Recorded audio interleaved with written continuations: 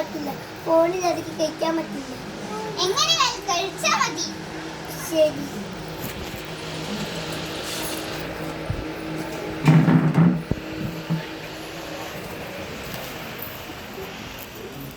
നിന്നു എപ്പോഴും അപ്പു ഫോണിലാണല്ലോ. ശരിയാ റീനു, അപ്പു ഫോണിൽ തന്നെ. നമുക്ക് ജാനുവിനെ വിളിക്കാം. ജാനു, ജാനു. ആ, നിങ്ങൾ എന്താ പറയാണ്ടേ? നിന്നെ ഒന്ന് ഞെട്ടിപ്പിക്കാൻ വന്നതാ. കേറി അമ്മ. ഞങ്ങൾ നിന്നെ കാണാൻ വന്നതാ. നിന്റെ നീ എപ്പോഴും ഫോണിലാണല്ലോ. എപ്പോഴും ഫോണിൽ തന്നെ.